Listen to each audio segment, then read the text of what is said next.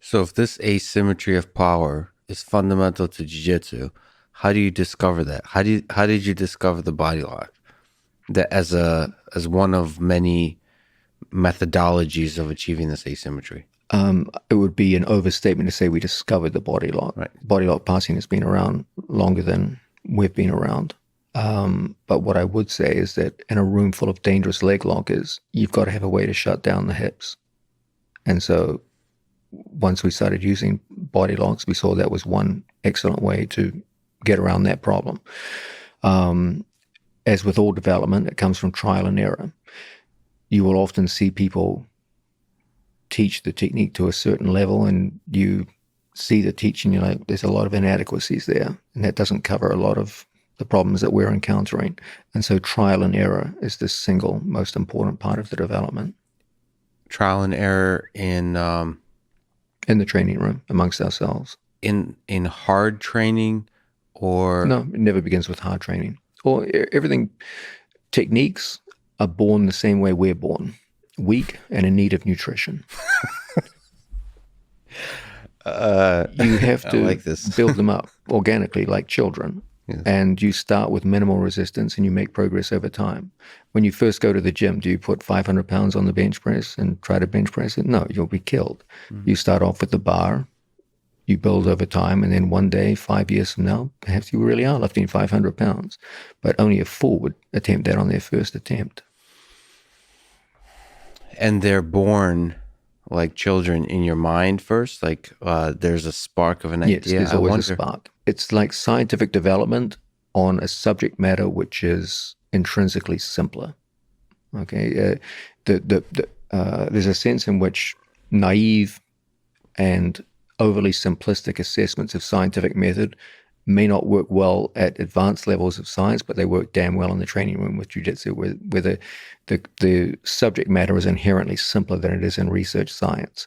And as a result, there'll be a spark. You'll see something like, there's possibilities there. Okay, let's puzzle this out. Let's work with this. And you run into a lot of failures. You suddenly think, oh man, if I put my hip this way, this works really well. Then suddenly you try and spar and you get caught in a simple omoplata. And you're like, okay, that didn't work as well as I thought. And then you look to rectify things. If things go in promising research directions, you keep them. If not, you discard them. Well, it's funny you say science. It feels like more like art. There's somebody I really admire that talks about this kind of ideas. Johnny Ive from Apple. He's the lead designer. He recently left, but he was the designer behind most of the products we know and love from Apple. And when you say designer, be more precise. What exactly was he working on in Apple? The iPhone. Which parts of the iPhone did he work on? Like the entirety of it. Was he a leader of a research team, or was he the person personally responsible for the development? He's kind of, I would say, very similar to your position.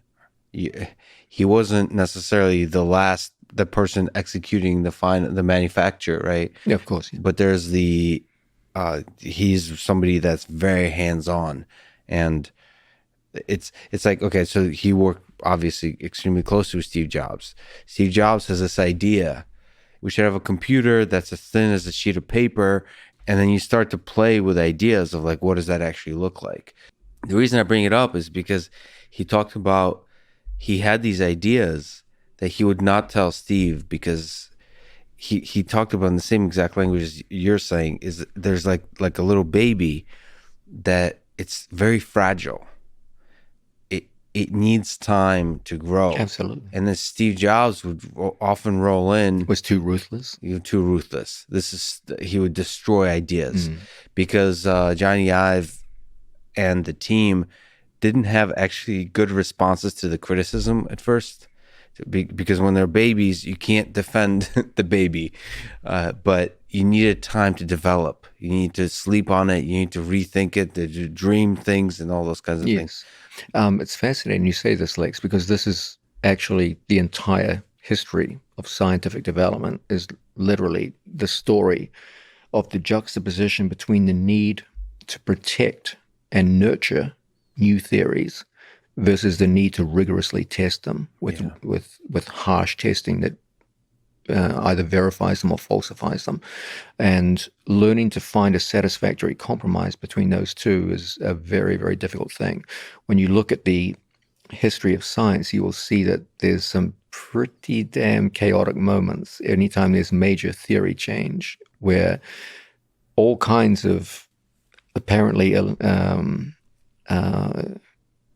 undesirable tricks are used to protect certain theories with ad hoc hypotheses, et cetera, and ultimately only time and success over time will justify a theory. There's usually a period where when one theory goes in to replace another, there's something of a battle between competing groups of scientists, some of whom advocate theory A, some who advocate theory B.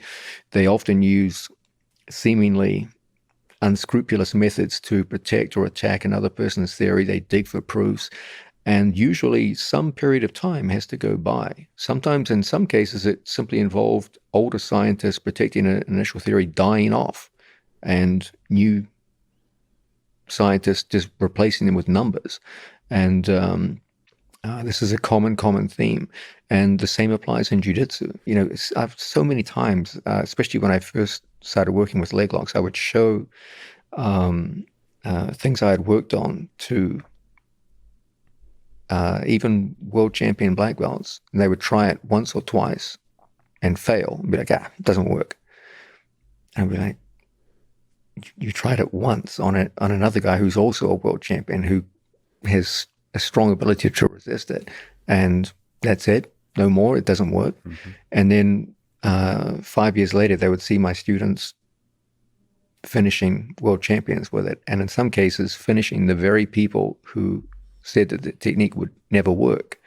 I mean, if there was ever a refutation of a statement, that's a pretty clear example.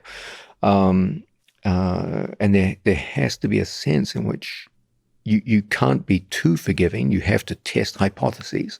But on the other hand, you can't be too ruthless either. You have to look for promise, and my advice is start slow. Like, again, the analogy of lifting weights. You don't lift the heaviest weights on your first day. You build up, you work progressively over time. Now, you also have to have some common sense here. You can't be too forgiving to a technique if it's repeatedly failing, and good people have tried it, and multiple good people have tried it, and it's just not working out. Then, okay, it's time to dismiss it. But don't be too quick,